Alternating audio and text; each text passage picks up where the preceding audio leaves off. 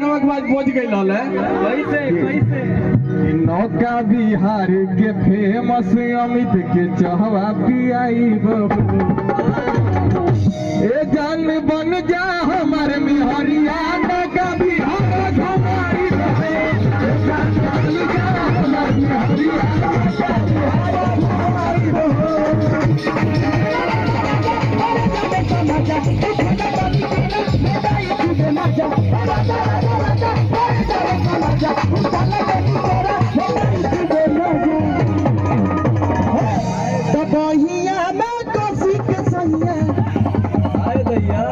बाप रे बाप ढेर पुरस्कार ऐसा ही बनल रहो लोग, ऐसा ही यूट्यूब से कमात रहो, ऐसा ही दौड़त रहो यारो। आज जब हो गए तो बोलावत रहो लोग।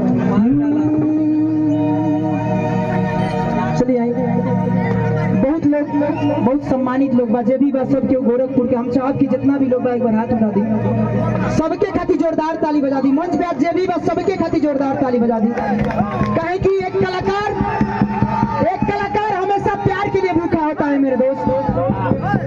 आप लोगों के प्यार से ही ये लोग हैं, जितने भी लोग दिख रहे हैं। अगर पब्लिक है तो आप लोग हैं, नहीं तो इनके लिए कोई नहीं है मेरे भाई। केहू अपने से नहीं है, लेकिन पब्लिक का प्यार ही सब कुछ होता है। सही प्यार और सही मोहब्बत बनौले रही आप सब, और सबके खातिर जोरदार ताली बजा के एक बार हल्ला कर दो। हो भैया कहे के बाद दोस्ती याद आती है जब दूर हो जाने के बाद।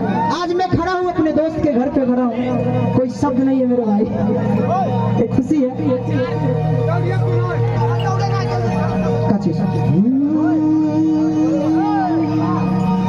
और तो लई हो बंगलिया से दवैया ए बाला,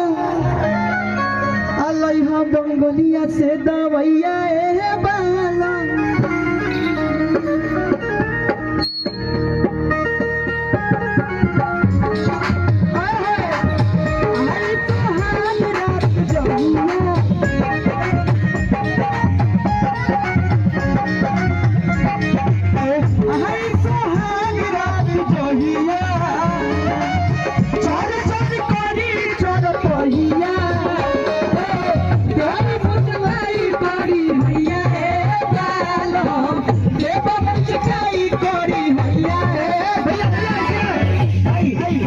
सब कलाकारें लोग हैं, रेके फिल्म का चैनल राधा जी आप आदरणीय हैं, सबसे बड़ी हैं।